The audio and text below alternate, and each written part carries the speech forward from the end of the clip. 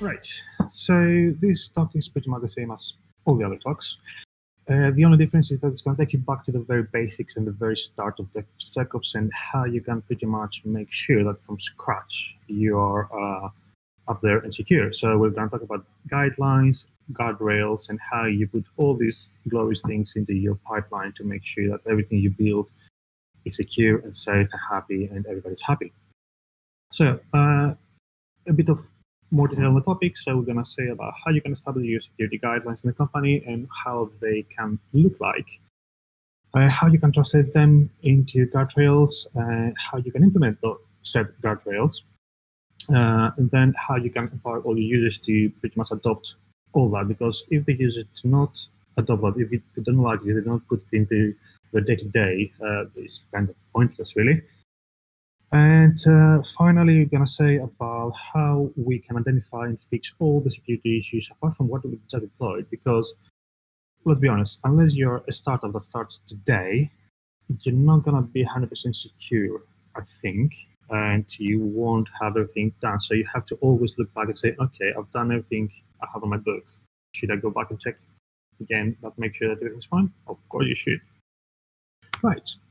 And as you said, I think I've seen almost the same slide on all the talks. The problem is that we don't take security into account from the beginning. So what we usually do is, okay, I have an application I want to implement. So here's the application. Okay, let me deploy that. So let's go to the upside. And then when everything is done and out to production or pre-production, an environment that's going to have some traffic in, we say, okay, what about security? And this is what we do wrong, really. This is where we lose the game of having security from scratch. There are ways to do that, and well, one of the best ways is to have your security guidelines from the scratch from your deployment. So a way to do that, though, is the way to do that is not the same for everyone. Every company has different needs, different requirements, both legal, compliance, and security-wise. So you can say that a public bucket is bad, but what if your public bucket holds some that should be public and be spread and share the knowledge and share everything? So yeah, that public bucket is fine. So in order to start doing security guidelines, you have to identify your company's needs. What do you actually try to do? What are you trying to establish? And then you have to also look into best practices, any compliance requirements you might have, or legal requirements. So, for example, your legal requirement could be that there's data sovereignty. So any traffic coming into your London data centers should never leave UK, or same for US. So anything that hits your US data centers should never leave the US. So that could be legal requirements, but not definitely a compliance requirement. It doesn't have to do anything with security, really, but you have to take into account when you build your guidelines. Otherwise, we end up with a set of guidelines that don't really do anything for your business. And when you have everything in the mix and you have all the guidelines you can imagine, this is what you have, and what you have to aim for is to aim for compliance by security. You have to be able to go on an audit and say, yes, I'm compliant because I'm secure, and you actually secure, and not to go outside and say, yeah, I'm secure because I passed the ISO 37000 compliance or the PCI compliance or whatever compliance you pass. Yes, compliance is good, but they don't guarantee security. You have to aim for security to be secure mainly, and then be compliant as a result. What I mean by the guidelines is that you have to warm your devs engineers the idea of having security on their design. So you have to sweeten the deal by having kind of a page or a wiki or what you're using internally, just a GitHub page that details and defines what the security guidelines will look like. So why do you have them? What's the reason behind that? Where do they apply? Do they apply on my infrastructure, on my applications, or my millions of microservices I have all over the place, and most of them are CAD logs? Why do I have them? So it's good to start by creating a general page and to start implementing that as some guys who are going to start doing that. This is a good idea. We should implement for the XYZ reason that we find in there, and mainly because we want to be secure and we don't want to go on the quarterly, annually, or whatever pen test we do and say, okay, we have a shit ton of things to fix, and yeah, you're going to fix them, and then next year you have the same issues because we didn't address them the beginning. Then, apart from the generic kind of page for your developers and engineers, of course, you have to go into a bit more detail of how these guidelines would look like. So I have a couple of examples for how these rules or guidelines, again, I keep using the word, look for IAM and EBS. So you must do this, you must do that, because if you do not do that, we miss our compliance, we miss our legal requirements, and we are not secure. And there's also the shoulds and nice to haves. Again, keep in mind these are examples. You don't have to go by them because compliance says you have to rotate your secrets and your passwords or whatever you have every 90 days, every 160 days, depends on what you follow. But if you say in your own guidelines, okay, the way my applications work, they can auto-rotate their credentials. My database can auto-rotate the credentials every week. So I'm fine with that. So I'm going to make it a must because I don't want developers to hardcode credentials. And even if somebody reads the credentials from Vault, hey, HashiCorp, they won't be able to do anything with that because it's rotated weekly. So great, that's even great that compliance says, and it doesn't break anything. And by default, you have a really good structure. And the same goes with, again, this is an example for AWS, but you can do the same for GCP, Azure, Alibaba, OpenStack, even for your Citrix and VMware servers, really. Just put some guidelines that make sense so people can always look back, reference, okay, I want to build a new application that does that. How do I make it secure? Okay, I can go through that. Okay, I can do that.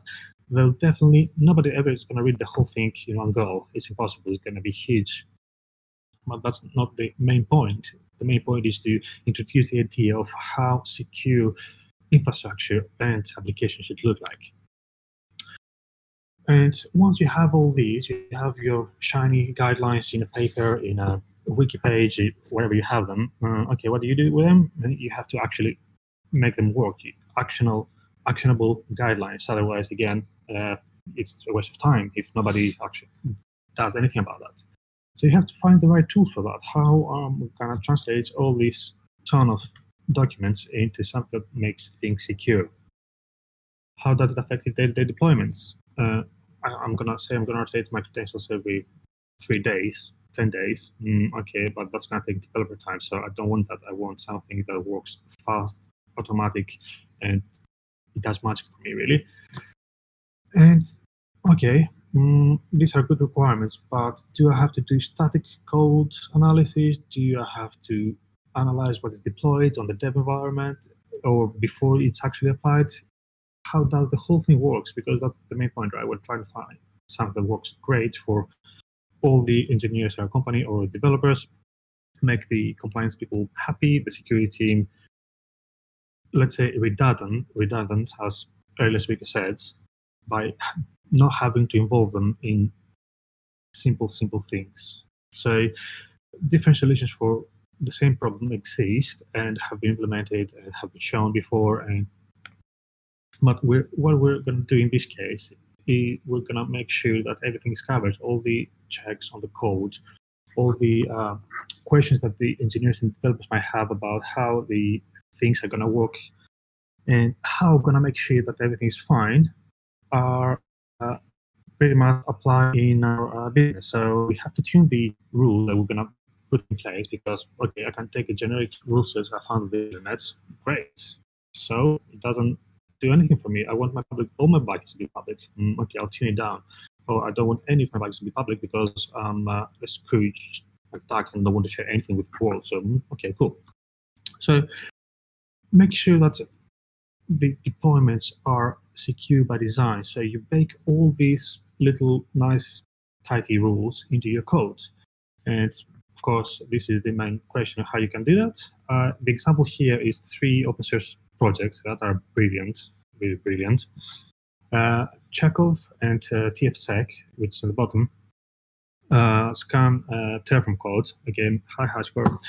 And the whole examples, by the way, are going to be about Terraform because DevSecOps and DevOps world pretty much have adopted Terraform as their own kit. So okay, you might use different tools, and these tools again do scanning for other deployment tools, but well, again, my examples are about Terraform, so I'm going to stick with that. Right. So Chekhov. Chekhov does brilliant code analysis on your Terraform code, and it can help you with identifying if any misconfiguration based on your guidelines actually exist.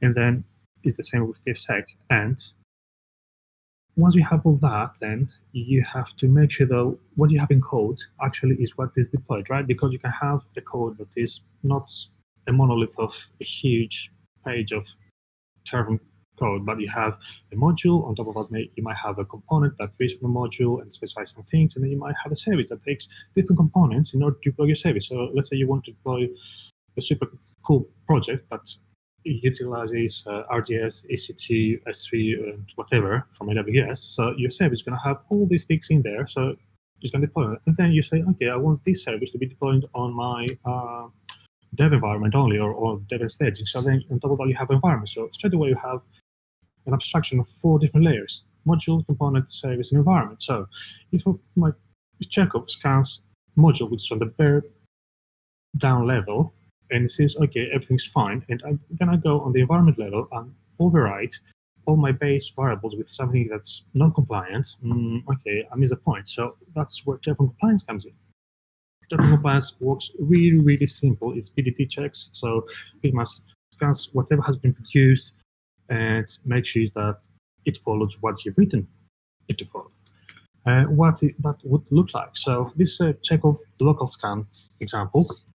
So as you see, it's really simple rules that make sense and point out where the issue is, what the issue is, and based, as you see, also based on the name, what the rule is that's not compliant is at fault. So the way, nice colors, nice visibility, blah, blah, blah. But again, this is local scan. So, okay, unless everybody runs the scans from local before they push to merge something, okay, we did a little bit there, but not enough, because people could still merge dumb shit with it. What we do, we put it into GitHub Action or whatever pipeline you're using. Again, this is an example for GitHub because it's the open source, let's say, leader for this kind of project. So what you do, you put a merge requirement that it has to pass all the checks. So in this case, one of my checks failed, so no merge for you, mate. Sorry. So you have to fix the check that's failed before the engineer or developer is able to merge. And after all these have been done, you have, again, to make sure that, okay, it's merged. Again, how do I make sure that it's not overwritten by something else later? So that's where Terraform compliance comes in. So my static code looks great. Woohoo. But when I go to deploy, because I apply my tags based on the environment, which is the higher level, and Chekhov scan the component, the module, which is the bottom level. So I have 2 more levels in between that I can override things. So that's where Terraform compliance comes in and says, okay, you try to deploy buckets, but you're missing some tags. So no buenos in your, sorry, cannot do that. So it gives you the error and says, okay, fix that so I will be able to deploy. But of course, keep in mind that, as we said in the beginning, unless you're a startup, you might have already infrastructure out there or an application that might not be compliant. So you don't want to break things in the meantime. So you can put all these shiny tools into a warning-only mode. So it will give you the warnings, but it will not block your code. So keep that in mind, because it's really, really important not to break what you already have. So the same example with Terraform compliance, then we push it into GitHub. So whoever pushed the code that won't deploy, it gets, again, the error back to make sure that, okay, have you really seen the error? That's the error. And on the left-hand side, you can see the an example from, I took it from the Terraform compliance page itself. It shows how a rule is actually implemented. So it's a basic scenario that says, okay, based on this scenario, if I have this port, I cannot have it up in the world, really. So straight away, when you deploy a new security group, you can make sure that it follows your guidelines that are specified earlier. So in your guidelines, you can say, okay, I can have port 443 up in the world, that's fine, okay, for example, but you can specify what you're actually allowing and what not. Now, you've done all this again, and you think, oh, okay, I'm super secure, I'm super great. How do you actually know that you're super secure? That your code told you that, yes, but what if your code was faulty? What if your checks were not enough, or it flagged the wrong things, or didn't flag something that it should have flagged? Should you do any kind of scanning again? Of course you should do. You never shoot and forget. Okay, I've deployed that. It passed all my checks. I'm fine. No, you're not. It might be something you really missed. What if somebody went, okay, you have all your code in Terraform, but what if somebody cheekily went and said, okay, I have to troubleshoot my app with some production, and I'm a ninja, so I'm going to go in production, troubleshoot, and allow all to see where if the traffic comes in. Oh yeah, the traffic comes in, I'm going to leave it there like that for a while. Boom. You never go back and fix it. So what about that? You have to keep monitoring your infrastructure. There are, again, different open source tools, and I have here some examples. For example, Pagbot, Cloud Custodian, SecurityMonkey, although SecurityMonkey is not maintained anymore, but it's still a great tool.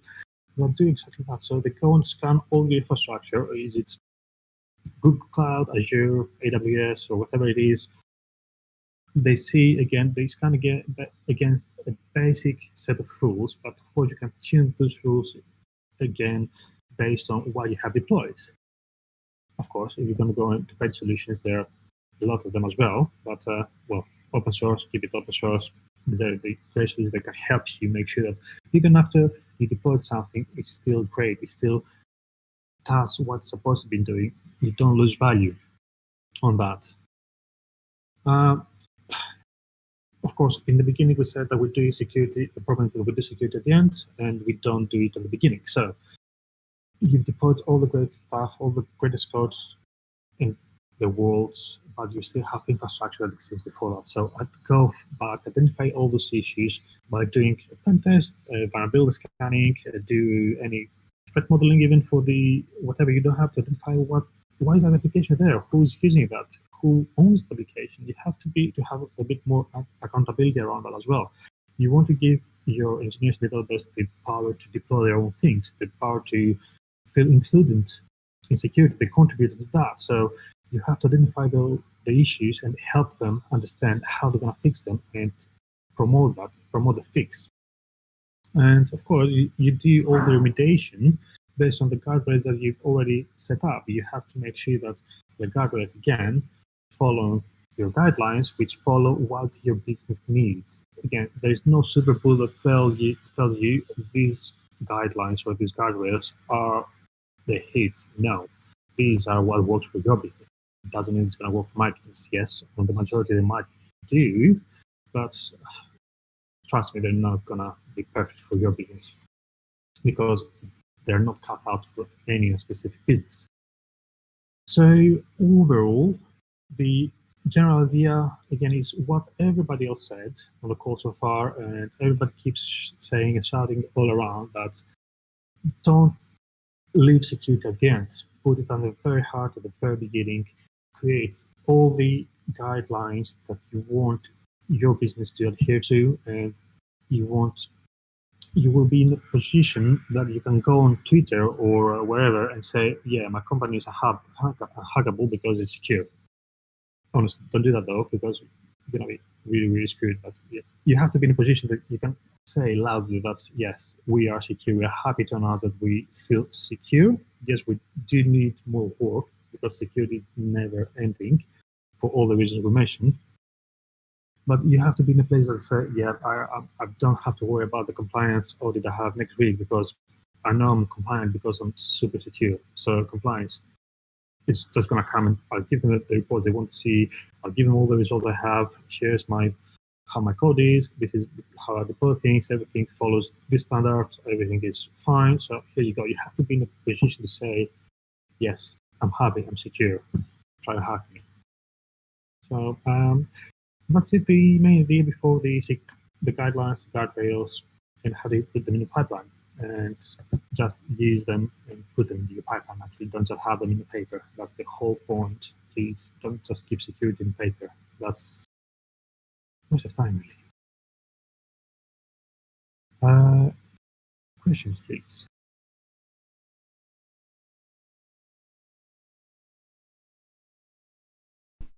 All right. Yeah, thank you for That that was great. excellent. Thank you.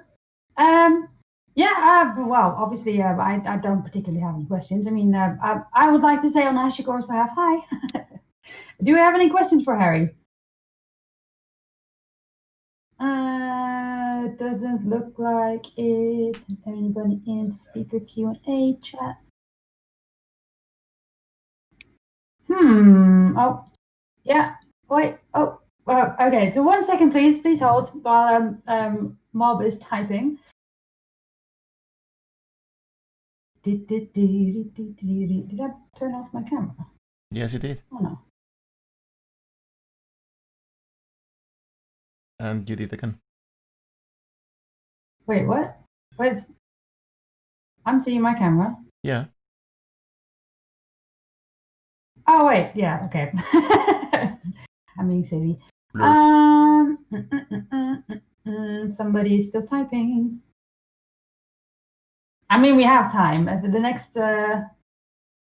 next talk is only up at 11:50. All right. First question: have you had any experience running Guardrails style safeguarding with infrastructure as code languages, let's say like Pulumi, instead of YAML-based frameworks like Terraform? Hold up, Terraform is not YAML-based. Well, I've tried instead of Terraform, I tried also with arguably CloudFormation, which can be YAML, but I haven't tried Pulumi yet. We try the approach we have at the moment, where I am at the moment, the company I am at the moment, is we try to have everything in Terraform because it's easier for the developers. We don't want to. Pulumi is Python based, so we try to be kind of one language thing rather than going into Python, and we have the Java developers that they're not really comfortable with writing in Python, so they're going to struggle. In personal projects, I had a go. Wasn't very successful in putting the guardrails properly, but that was pretty much me because I'm pretty shit with Python as well. It is possible though, and there are different tools that can help you with that instead of these 3-5 tools I mentioned. In general, yeah, I would say you can put guardrails in everything. The fact that we have some already open source solutions to do that is great, but that doesn't stop anyone from creating new for different solutions, right? Give back. Cool. Does it answer your question, Mob? I'm going to assume so. Thank you for that. Any other questions coming in? There's some people typing really. Oh, something's coming. Oh yeah, you answered this question. That's great. Somebody else is typing. Glenn is still has been frantically typing for the last 30 odd seconds. So it's I had a typing course when I was 12. I can allegedly type 140 characters per minute. Excellent. That must be a long one. How about this? We have a short term. Well, this isn't really a question, I guess.